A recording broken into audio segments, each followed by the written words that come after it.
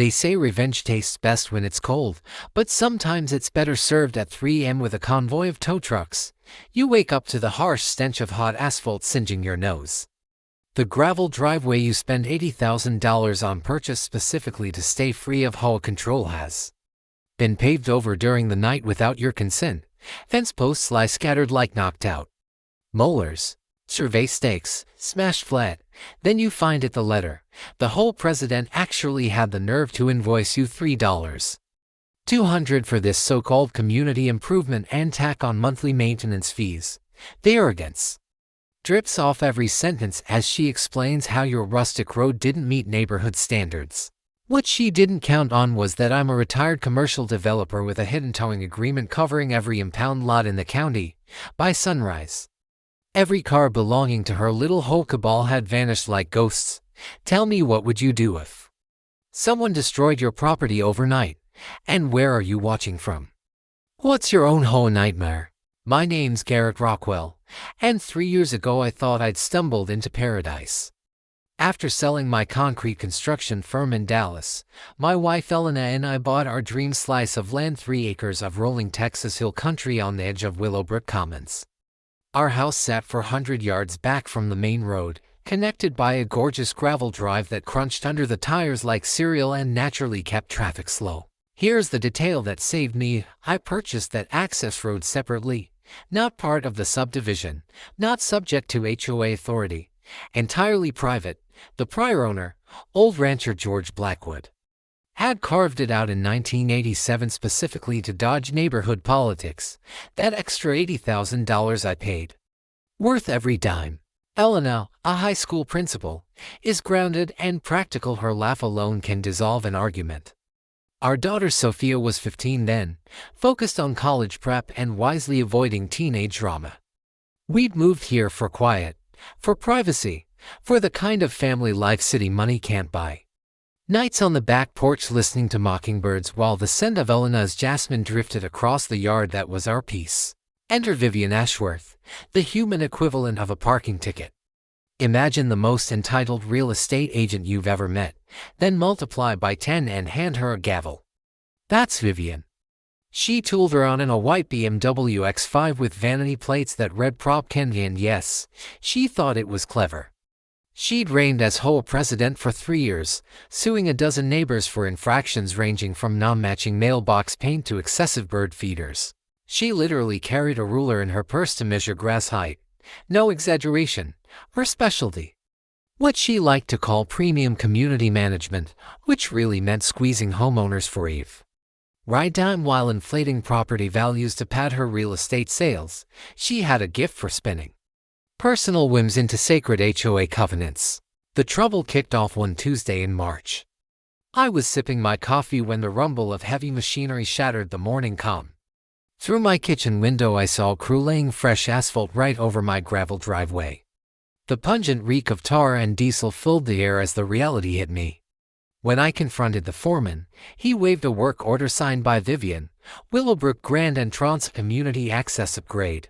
My fence posts had been yanked out and dumped in a pile, my metal survey stakes obliterated. And where my private road met the subdivision, they'd erected stone columns with shiny brass plaques, Willowbrook Commons Grand Entrance, Estate 20-3. They weren't just paving a road, they were paving over my rights. I stormed into the HOA office at the nearby strip mall, boots still dusty with gravel. Vivian sat behind her desk like royalty holding court, surrounded by plaques and real estate trophies. Her smile was as sharp as glass, and her perfume hung in the air like expensive gilt. "We're bringing your rustic access up to community standards," she purred, dragging out rustic as if it were a contagious illness. She produced an oversized plot map with my driveway highlighted in neon yellow, labeled Future Community Thoroughfare. According to her, the previous owner had verbally agreed to eventual road sharing.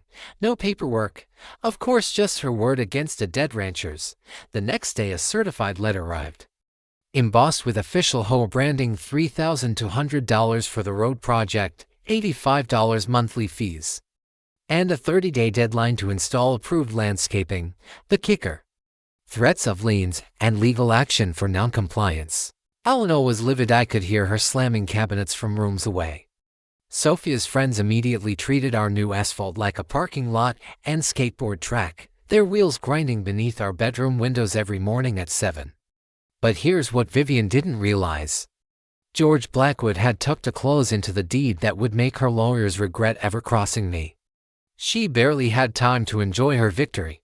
Within a week, she had decorative stone markers planted at the junction where my private road met the subdivision, and the early sun, brass plaques blazed, Willowbrook Commons grand entrance. Established 2023, the sheer nerve of it was breathtaking. She had effectively stamped my driveway as community property, but Vivian wasn't finished. Not even close. Next came her so-called security upgrade, a uniformed guard in a golf cart patrolling what she now proudly referred to as the community thoroughfare. One Tuesday morning, I was heading into town for supplies when this rent-a-cop flagged me down at the edge of my own driveway. Clipboard in hand like he was booking a suspect, he said, "Excuse me, sir. I'll need to see ID and verify your authorization to use this road." The metallic taste of fury rose in my mouth. "This is my property," I said evenly, pointing toward my own house. He just shrugged. "Ma'am says all vehicles need verification, community safety protocols."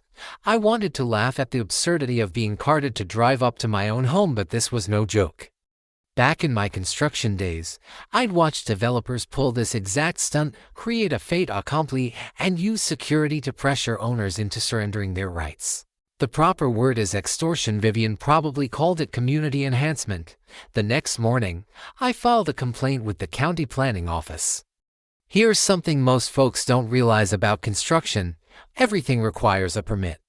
Sidewalks, drainage adjustments, signage, every bit of it. Vivian's crew had already broken at least 3 municipal codes from what I could tell. County records confirmed that no permits at all for any of their roadwork. According to Marcus, Vivian spent a solid hour railing about how I was obstructing progress and tanking property values. The board then voted unanimously to fine me $500 a day for failure to maintain a common area. She was literally fining me for not maintaining my own private road to her standards. The chutzpah was almost impressive. By Monday, a certified letter arrived officially naming me persona non grata in my own neighborhood. Even the post office clerk looked uncomfortable handing it over.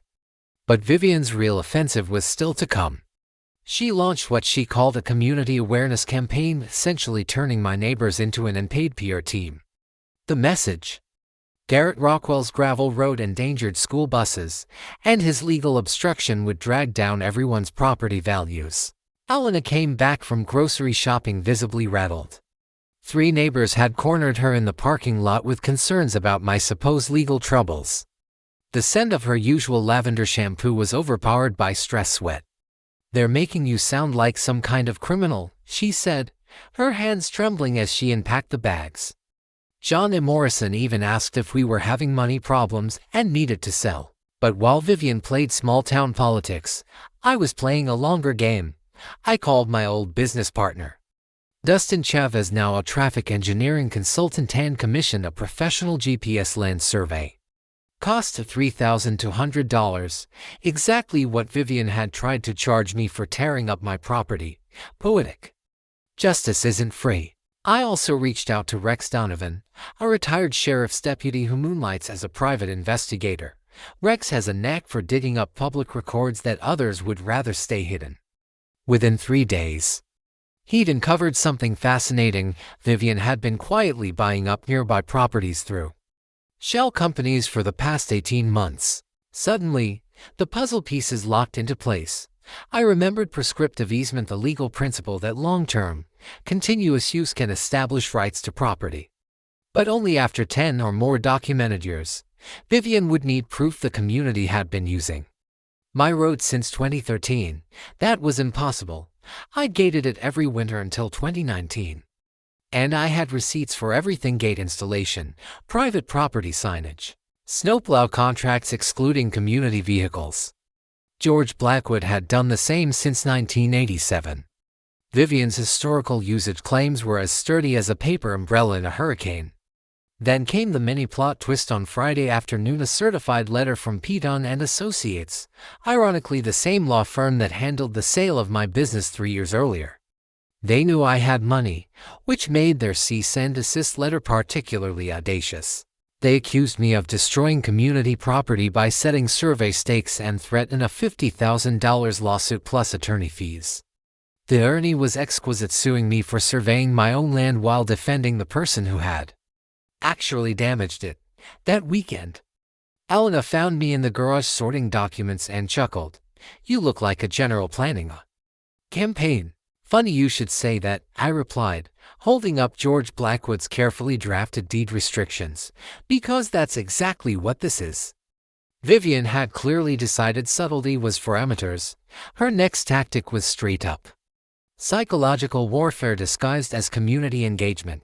She organized daily beautification walks of groups of 8 to 10 HOA loyalists who paraded past our house with the fox casual focus of a reconnaissance team.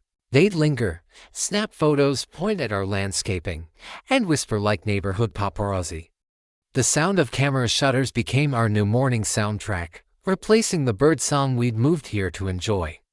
Vivian herself led these marches, clipboard in hand, logging what she labeled safety violations and code infractions. Sophia began closing her curtains in daylight. "It's like living in a fishbowl," she complained, and she wasn't wrong. That same afternoon, the Facebook posts started popping up. Pictures of our completely ordinary home started showing up online with snide captions like "unique landscaping decisions" or "wonder if this meets fire safety codes." The comment threads quickly devolved into digital mob trials. Neighbors nitpicking everything from the shade of our mailbox to Elena's collection of garden gnomes. But Vivian's greatest administrative stunt was still ahead. Somehow, the county planning office managed to misplace my original survey records. The new clerk, young, styled like Vivian's twin, and conveniently carrying the same last name, insisted no permits or boundary documentation existed. "For my land, you'll need to reapply for a driveway access permit," she said with a smile that could have frozen lava. "The filing fee $2,800. Processing time 6 to 8 months. Until then," she explained with obvious delight, "my access road would be considered questionable under county regulations." I dealt with too much municipal corruption in my construction career not to recognize a payoff scheme. This wasn't red tape. This was extortion wrapped in official paperwork. While I was drowning in forms, Rex was earning every cent of his fee. His investigation uncovered something chilling. Vivian wasn't just meddling with road access, she was building a property empire through a web of shell companies, 6 LLCs, all under her control. Had quietly acquired parcels surrounding mine over the past year and a half. Rex's aerial photos told the story. Vivian owned land on 3 sides of my property. Her real ambition wasn't an entrance road, it was a luxury estate development. My 3-acre lot was the keystone piece, the one holdout standing between her and millions in profits. I knew the play. Developers call it assemblage, buying adjacent lots in secret until you've stitched together a prime development parcel. And the last landowner, they get hit with the hardest pressure campaign, because without them the whole investment collapses. That's when the sabotage began. Thursday morning, the stench of scorched Augustan grass and wilting roses hit me. Our irrigation system had failed during a punishing Texas heat wave. Tracing the line, I found someone had sliced through the main water pipe beneath the fresh asphalt with surgical precision. Before I could call a plumber, my phone rang. "Mr. Rockwell," Vivian's voice purred with counterfeit concern, "I understand you're planning to damage community infrastructure. That will require board approval and a $5,000 deposit." She had sabotaged my system and then tried to extort me for repairing it. It was like getting mugged and then being offered a bandage for a premium. That same week, Piton and Associates escalated matters, filing for a preliminary injunction to block me from interfering with community road maintenance. They wanted a judge to force removal of my survey stakes and private property signs, claiming they amounted to harassment of HOA members. I knew the tactic well from old construction disputes: bleed the property owner dry with endless legal fees while continuing the very misconduct the case is about. The strategy is to bankrupt you before the real trial even begins. But cracks were forming in Vivian's support. Not everyone was buying her narrative. Marcus Webb, the retired Marine, quietly set me up with security cameras. Dr. Patricia Hernandez shared horror stories that made mine look tame. And Jana Kowalski, a schoolteacher with Pentagon-level organizational skills, revealed Vivian had tried to buy her corner lot at half its market value, when Jana refused. Her garbage accidentally went and collected every other week. The pattern was undeniable. Vivian wasn't just targeting me, she was systematically harassing anyone who wouldn't sell. Then the tax bombshell hit Friday. The county reassessed my property based on improvements to road access, nearly doubling my annual bill from $4,200 to $7,800. Appealing meant paying the inflated amount upfront. Another pressure tactic straight from the developer's playbook. That evening, Alana and I sat on the back porch, watching the sun sink behind clouds of dust and exhaust. Our once quiet evenings were now punctuated by the roar of cars and the shrieks of teenagers using the new asphalt as their skate park. "She's getting desperate," Alana muttered, eyeing another pack of HOA loyalists snapping photos of our house from the road. "Good," I said, texting Rex for an update. Desperate people make stupid mistakes. Vivian's next move was pure stagecraft. She orchestrated what she called an informal mediation session at the county commissioner's office. The invitation arrived on official letterhead, my first warning sign in my construction days. I'd learned that any meeting labeled informal usually meant someone was about to get formally cheated. I entered the conference room expecting a calm discussion, only to find myself in what resembled a corporate takeover. 12 HOA board members, Vivian's lawyer, and a presentation binder so thick it could stop a bullet. The commissioners looked more like unwilling hostages than hosts as Vivian launched into a slick PowerPoint about community impact assessment. Her proposal was laughable in its audacity. I should sell my road easement to the HOA for $15,000. This was property worth no less than $80,000. Essentially, she wanted me to pay her for the privilege of being robbed on paper. "This is a generous offer considering the legal complications your obstruction has created," she said, sliding the folder toward me as though she were granting me a priceless favor. The smell of her luxury perfume couldn't cover the stench of desperation hanging over the room. I stood straight in my jacket and gave what I hoped was a composed reply. "I'll consider your offer right after you consider mine, $0 and a public apology." Then I walked out, leaving them to explain to the commissioners why they'd wasted everyone's time with such hollow theatrics. The real battle started the following week when the local paper ran a front-page headline, "Property Dispute Divides Willowbrook Community." Vivian had clearly coached the reporter for hours, presenting herself as the reasonable leader of progress against one selfish neighbor standing in the way. My side of the story was reduced to a single paragraph, buried on page 2 between a bake sale notice and a missing dog ad. The aerial photo they printed was propaganda perfection. My home shone like an isolated holdout, surrounded by modern development. Online, the comments section turned into a gladiator pit where people I'd never even met debated my finances, my integrity, and Elena's choice of garden gnomes. While Vivian worked the media, I quietly built my counterattack. Marcus's trail cameras were like Christmas morning every day. Over 3 weeks, I collected footage of her crew pulling up my survey stakes at 2 in the morning, dumping construction debris on my land, and my personal favorite, their hired guard harassing Sophia and her friends when they went to check our mailbox. But Vivian's psychological warfare didn't stop at my property lines. My homeowner's insurance suddenly discovered that traffic increases created a commercial liability risk, tacking on an extra $4.00 a year thanks to an anonymous complaint about unsafe conditions. From my years as a contractor, I knew the signs. When someone systematically tries to wreck your finances from every angle, they're following a playbook. This wasn't random harassment.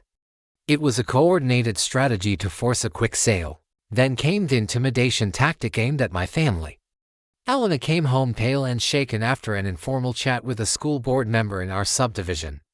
Someone had filed an anonymous tip claiming her husband's aggressive legal stance might reflect poorly on her professional judgment as a teacher. I'd seen this exact move in labor disputes. If you can't break a person directly, you go after their spouse's livelihood. What Vivian hadn't realized was that workplace intimidation tied to property disputes can fall under federal civil rights protections. She was, without knowing it, building my lawsuit for me.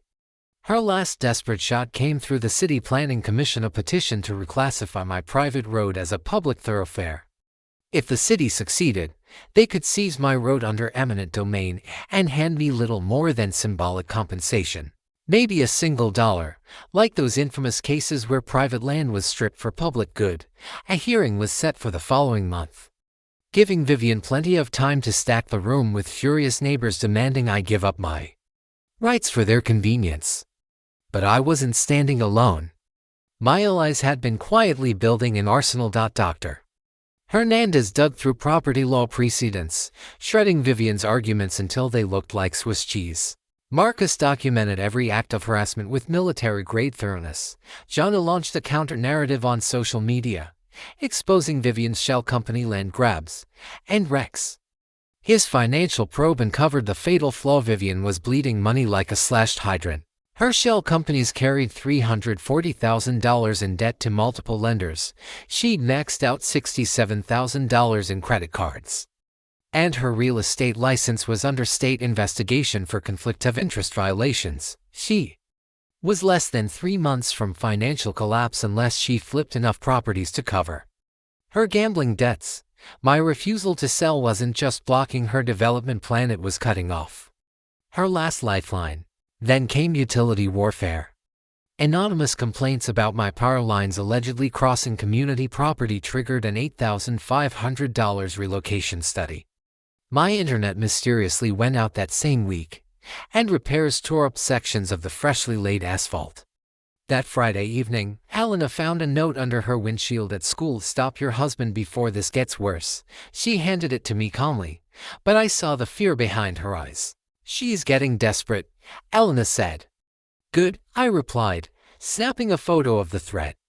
Desperate people make catastrophic mistakes, and sure enough, the biggest mistake surfaced in the most unlikely place.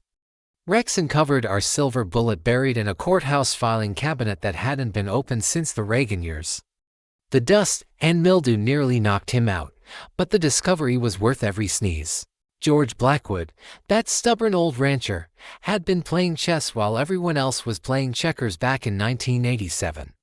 The original deed restrictions contained a clause that would make property lawyers cry tears of joy: access road shall remain private property in perpetuity, not subject to any homeowner association covenants, assessments, or interference whatsoever. In perpetuity forever, until Texas froze solid or the stars burned out. The document had been notarized, filed in triplicate, and double-checked with the county surveyor's office. George had even written language barring future home meddling, describing it colorfully as protection against neighborhood busybodies interfering with a man's God-given right to drive on his own damn land. I was ready to build a shrine to that cantankerous cowboy. But Rex wasn't finished. His corporate digging revealed something even uglier. Vivian's shell companies weren't just buying up property, they were mortgaging them to the hilt. Community development partners had borrowed $2.4 million from 3 banks, promising repayment through inflated HOA dues once the area was rezoned as a luxury estate community. Without my land to complete the puzzle, the entire scheme collapsed like a house of cards in a Texas tornado. Rex laid out the timeline in my kitchen while I sat there, the bitter taste of realization in my mouth. Vivian had gambled everything on forcing me into HOA membership within 6 months. The quarterly loan payments were due in 8 weeks. Without rezoning approval, she would default on $2.4 million plus her personal bets. She wasn't harassing me for fun. She was fighting for her survival. And the corruption was deeper than petty small-town politics. County Commissioner Bradley Morse wasn't just approving Vivian's permits, he was her brother-in-law.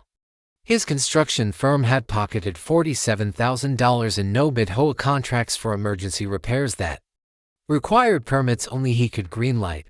Rex documented 17 permit approvals that broke procedure, all benefiting Vivian or Morse directly. I'd seen municipal corruption before, but this was racketeering straight out of a federal prosecutor's dream. And it didn't stop there. Her insurance scams bordered on artistry. Vivian had filed claims against 3 previous holdouts, collecting $89,000 in settlements for alleged property damage and psychological trauma. The insurers had paid to avoid costly fights, never realizing they were bankrolling a professional intimidation racket. Add to that environmental crimes. EPA reports confirmed the road construction had illegally diverted drainage from protected wetlands without the mandatory reviews. Vivian wasn't just a bully with an HOA. She was running a criminal enterprise in a cardigan. Federal environmental law carries penalties of $37,500 per day until violations are fixed, and those infractions can escalate into criminal charges for anyone who signed off on the permits. Every fraudulent environmental waiver bore Commissioner Morse's signature, back in my construction days. I'd heard prosecutors talk about RICO Enterprises, organized criminal rackets built on fraud and intimidation for profit. The Racketeer-Influenced and Corrupt Organizations Act was written for exactly this kind of systematic property grab. Consequences include triple damages and prison sentences that stretch up to 20 years. That night, Elena found me at the kitchen table surrounded by Rex's evidence files, grinning like I'd struck oil. "You look different," she said, pouring herself coffee. "I feel different," I answered, stacking the documents that would dismantle Vivian's empire. For the first time since this mess began, I'm not just defending myself. The balance of power has shifted. Now Vivian needs me to keep her out of bankruptcy court and maybe out of federal prison. She just hasn't realized it yet. Knowledge is power, but organized knowledge is a weapon. By the weekend, our garage workshop had transformed into what Elena fondly called the war room. Maps lined the walls, timelines stretched across folding tables, and legal documents dangled from clotheslines like props from a crime drama. Marcus contributed his military precision and an arsenal of surveillance gear that could make the Pentagon jealous. Dr. Hernandez added legal research sharp enough to shame tenured professors, plus medical reports documenting the stress symptoms Vivian's harassment had caused.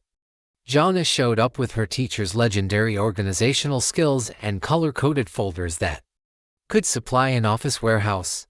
Elena looked around, sipping her coffee. "This either looks like the dullest movie set in history or the most fascinating garage sale in Texas." My first strategic call was to Catherine Silverman, Dallas's most feared property rights attorney. Catherine had a 94% win record and a reputation for reducing opposing counsel to tears during depositing.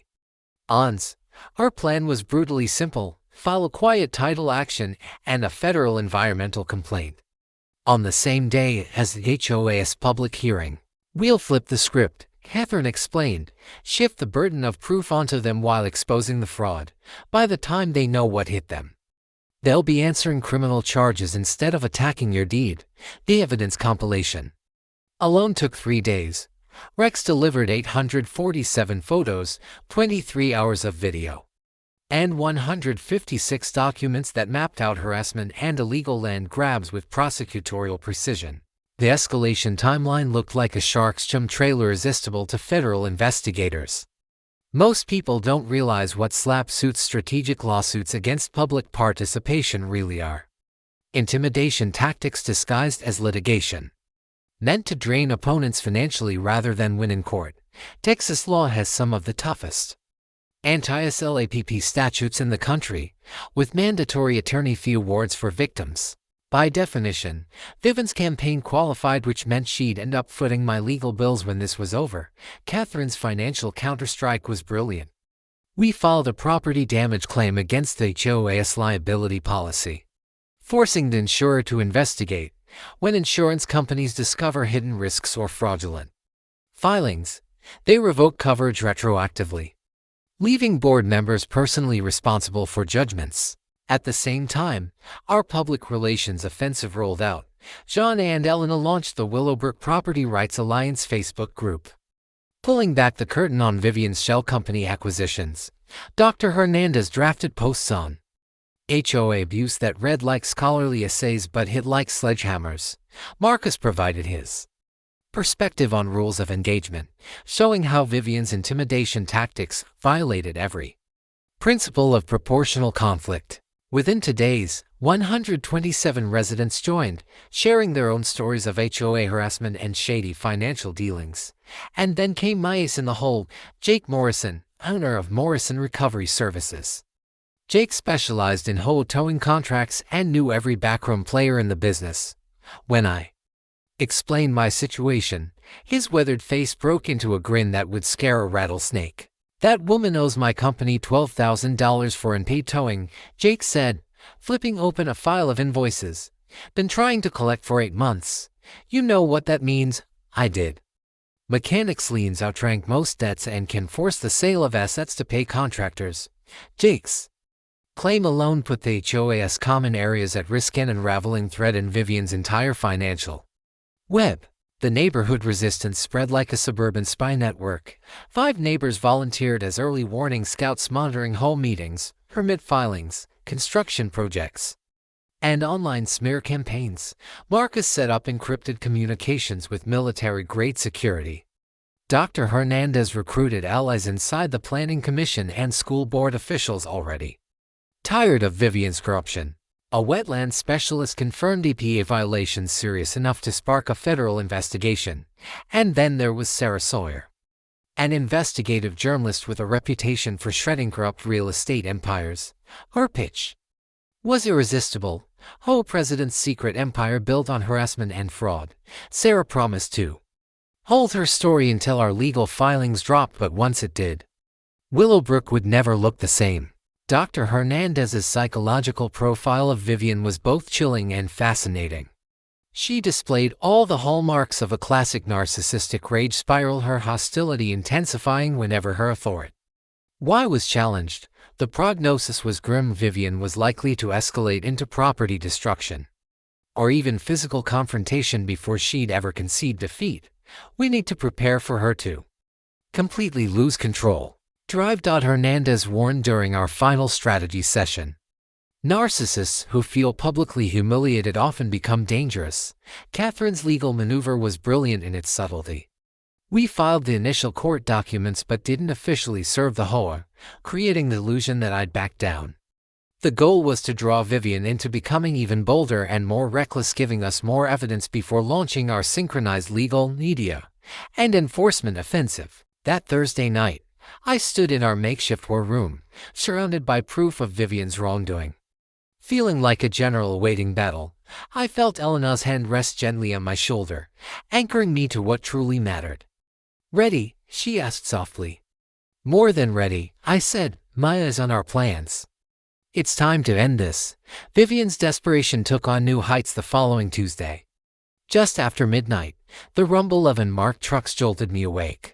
The acrid stench of hot asphalt and diesel wafted through our vents as a crew worked under glaring floodlights, laying speed bumps and no parking residents only signs along what she now audaciously called community infrastructure.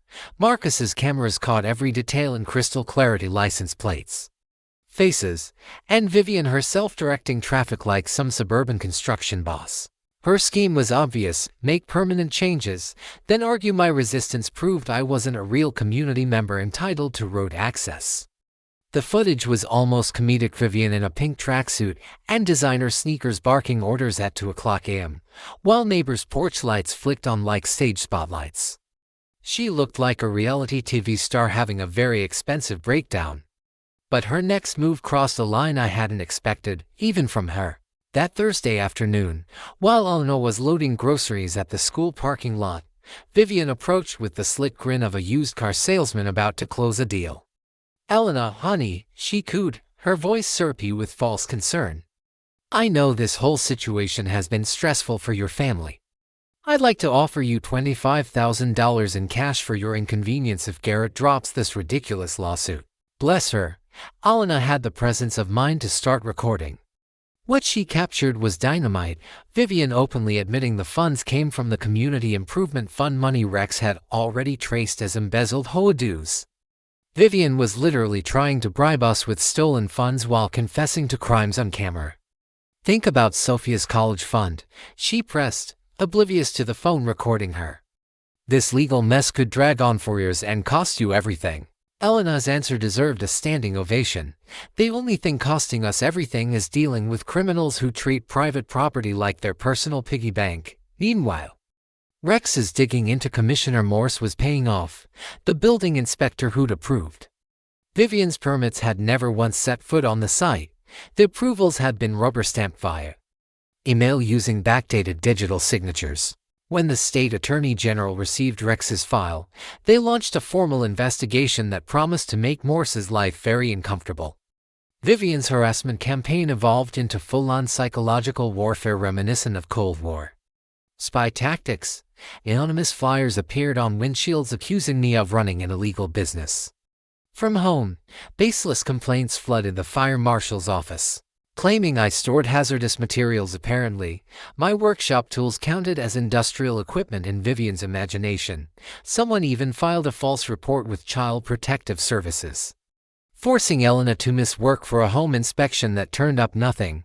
The caseworker apologized, explaining they were legally obligated to investigate every tip, no matter how absurd. Sophia's college applications were delayed by mysterious address verification issues affecting only our household. Despite straight A's, she endured harassment that would have broken most adults. And I couldn't have been prouder of her resilience even as my anger grew hotter by the day. Property damage escalated that Friday night. I woke to find our mailbox smashed. Marcus's footage showed HOA board members wielding a baseball bat at 3:00 a.m. My landscaping had been poisoned with herbicide, leaving scorched brown patches that spelled out a chilling message: move and dying scene. The Augustan grass had been shredded, our garden hoses slashed in several places, flooding the basement with 3 inches of filthy water. The final insult came when bright orange paint was hurled against the siding, visible all the way from the subdivision entrance like a suburban scarlet letter branding us as the neighborhood problem. The message was obvious: single out the troublemaker's house so everyone knew who was being blamed for disrupting the community. From my years in construction, I knew that vandalism and intimidation usually showed one thing: whoever was behind it was racing against a deadline. Vivian's increasingly reckless behavior told me she was running out of time, though I hadn't yet uncovered why. The neighborhood itself was fracturing. Her hastily called HOA emergency meeting to expel so-called disruptive members quickly collapsed into chaos.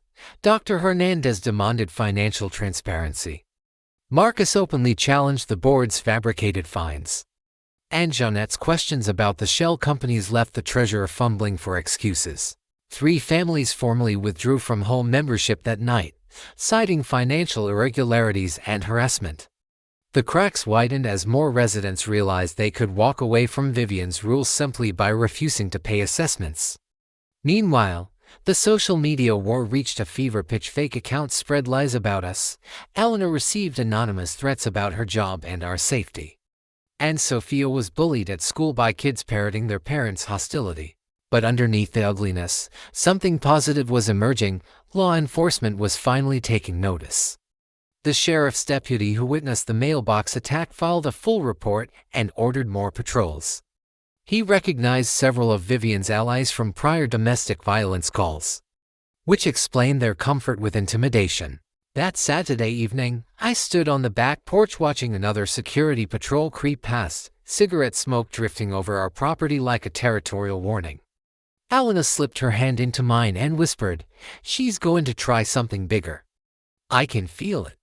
"Good," I answered, thinking of Catherine's legal trap and Jake's tow trucks waiting in the wings. Let her dig her own grave. Vivian's final play came disguised as community service. She announced a community action day, advertised as a wholesome beautification project, neighbors restoring property standards. Barbecue and lemonade included, but the glossy event description hid the truth. Over 20 residents were gearing up with sledgehammers, bolt cutters, and a self-righteous fury that could flatten a small building. Their real mission was to rip out every survey marker, camera, and private property sign on my land. That Saturday morning, the sound of pickup trucks and SUVs echoed down the road like a suburban militia mobilizing. Chainsaws roared, the air reeked of gasoline, and metal clanked as tools were unloaded. Vivian arrived in her BMW like a general on inspection, clipboard in hand, bolt cutters shining in the sun. Her troops clad in matching Willowbrook Pride t-shirts. She had turned outright vandalism into a community team-building exercise. "Morning, neighbors," she called, voice dripping with real-time charm, ready to bring this corner up to proper standards. The crowd cheered like it was a tailgate, not a prelude to felony trespass. It was surreal, grown adults preparing to destroy private property while dressed in coordinated outfits. That's when I stepped out, video camera rolling, alongside Deputy Rodriguez, the no-nonsense veteran Marcus had quietly summoned.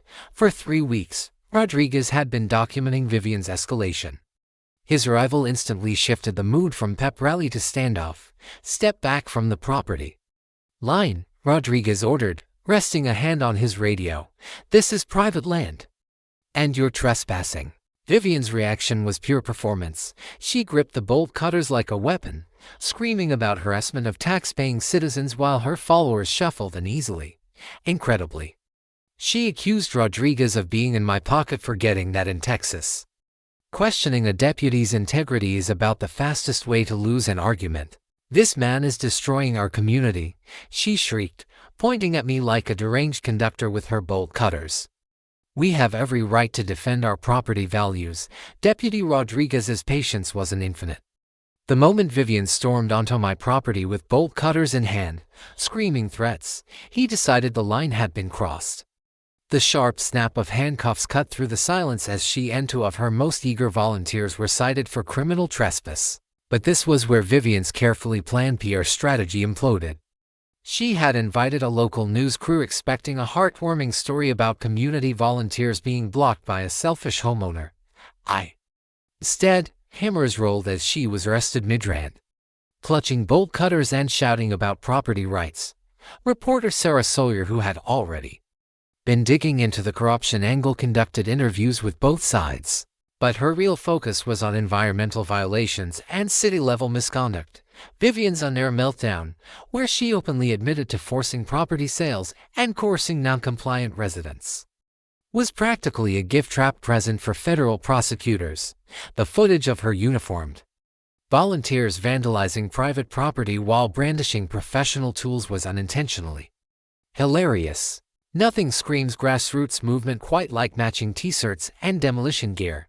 Vivian spent the next 3 days in county jail, unable to post her $50,000 bond because her accounts had been frozen under fraud investigation. Her mugshot flashed across the evening news alongside Sawyer's expose on whole corruption and environmental crimes. The woman who had spent 3 years terrorizing her neighbors was finally basking in the media spotlight, just not the kind she wanted. From there, her financial empire toppled like dominoes. Banks froze her shell company accounts. 3 families holding mortgages through her partnerships received foreclosure notices. The HOA's insurer revoked coverage under the Criminal Activity Clause, leaving board members personally liable. Then John uncovered the final piece of evidence. Vivian had embezzled $127,000 from the Community Improvement Fund to cover her own failing property loans. The annual audits, handled by her brother-in-law's firm, had allowed the theft to go unnoticed for 2 years. The outrage was immediate. 15 families demanded an emergency board meeting, where Dr. Hernandez was elected HOA president by unanimous consent. Marcus and Jonna joined him on the Financial Oversight Committee.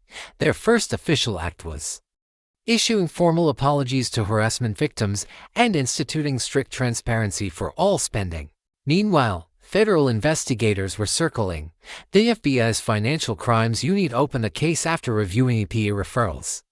A grand jury issued subpoenas for 3 years' worth of HOA financial records, bank statements from the shell companies, and every communication between Vivian and Commissioner Morse. That evening, I stood in our quiet backyard, watching the sunset streak the sky in shades of orange and purple. For the first time in years, the background hum of traffic was gone, replaced by birdsong and the sound of children laughing in safe, supervised yards. Elena's hand found mine. her wedding ring catching the last light. "It's really over, isn't it?" she whispered. "Almost," I said, thinking of Jake Morrison's tow truck still staged around the subdivision. One final surprise waited for anyone stubborn enough to keep backing her collapsing scheme. When Vivian finally faced sentencing in federal court, the atmosphere felt more like a championship game than a legal proceeding. Over 200 residents, reporters, and prosecutors packed the Dallas courthouse. The marble hallways buzzed with nervous chatter and the click of news cameras. Inside, Judge Patricia Morrison presided with the solemnity of someone about to hand down judgment on organized crime. The prosecution spent 3 days presenting 847 exhibits, photos, video, and documents Rex and I had meticulously collected. Vivian's court-appointed lawyer looked as if he wanted to vanish. Then came the victim impact statements. Elena went first, her voice steady as she described workplace intimidation and the toll Vivian's threats had taken on our family, especially Sophia. The weight of her words hung heavy in the courtroom. Dr. Hernandez followed, testifying about the medical treatment required for multiple residents suffering stress-induced symptoms. Marcus provided his military perspective on proportional response, explaining how Vivian's tactics broke every norm of civilized conflict. Finally, 12 other families shared their own stories of harassment, financial exploitation, and violations of basic property rights. The pattern of abuse was undeniable. Vivian's campaign hadn't been aimed solely at me. She had orchestrated an organized racket that pressured homeowners into selling their properties far below market value. When it was finally her turn to speak, her court-appointed lawyer tried to plead for mercy, citing financial hardships and neighborhood tensions, but Vivian couldn't restrain herself. She cut him off with a disjointed rant about property values and community standards, sounding more like a malfunctioning real estate ad than a defendant facing prison. "Your Honor, I was safeguarding decent families from hostile neighbors who refused to respect reasonable community rules," she declared, her voice rising as though she were pitching a sale. "These people were determined to drag down everyone else's investments with their selfishness." Judge Morrison indulged her for 15 minutes of increasingly wild accusations before putting an end to it. Watching her complain about property values while staring down federal racketeering charges felt like listening to someone argue over parking tickets during a homicide trial. The prosecution's case was devastatingly thorough. Catherine Silverman presented a timeline that revealed escalating misconduct from harassment and property damage to environmental violations. Security footage rolled across courtroom screens, showing trespassing, threats, and unauthorized late-night construction. Financial documents uncovered more than $340,000 siphoned off through embezzlement schemes. Environmental experts testified about irreversible damage from illegal wetland development. Federal law takes such crimes seriously, especially when they overlap with corruption and racketeering. The government had built a case airtight enough to serve as a model for future trials. Then came the part I had been waiting for, Judge Morrison's explanation of criminal forfeiture. Vivian was ordered to relinquish all assets obtained through her schemes, her home, her investment properties, even the BMW that had already been repossessed. The seized funds would go toward compensating victims and restoring the damaged wetlands. When the judge handed down an 8-year federal prison sentence, the courtroom erupted in applause that reverberated off the marble like thunder. Vivian's face drained of color as reality hit. Commissioner Morris was already serving 5 years in a separate case, and 3 city officials had agreed to plea deals. The media wasted no time.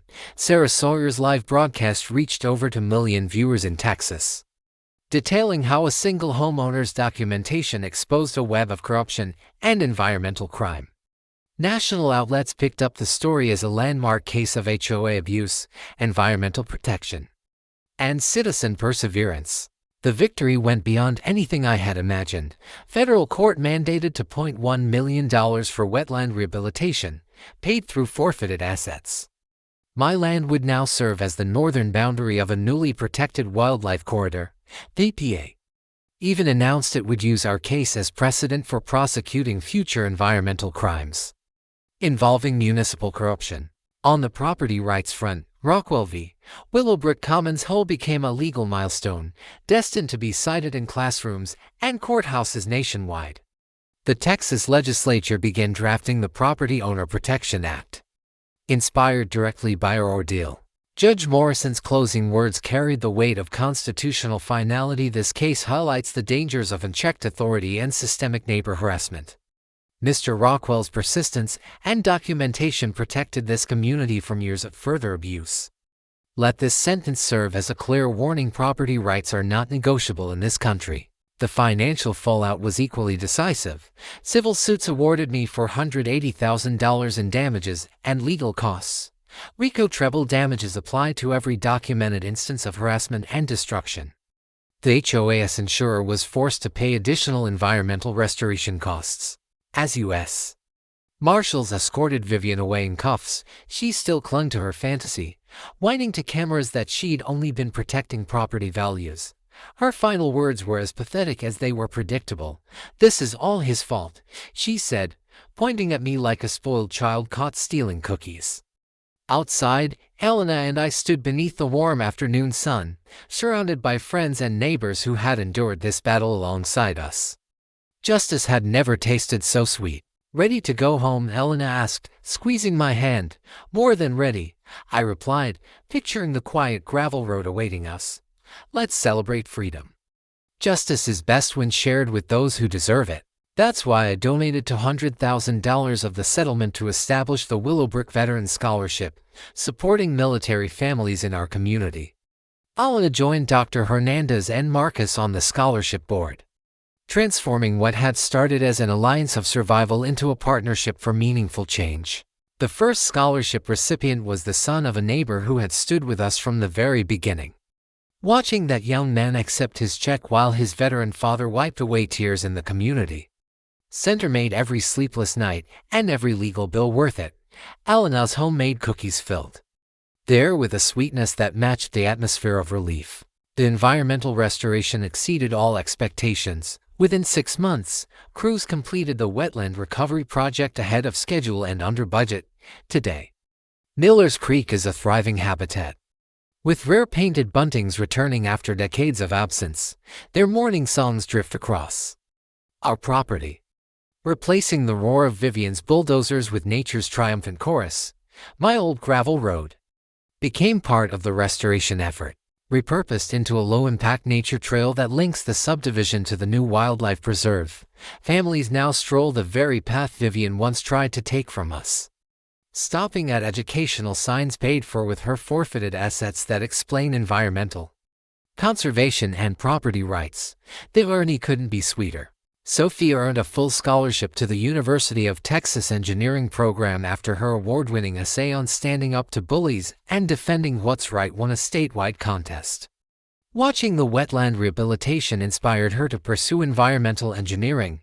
Elena, meanwhile, was promoted to assistant superintendent, celebrated across the district for her leadership during our ordeal.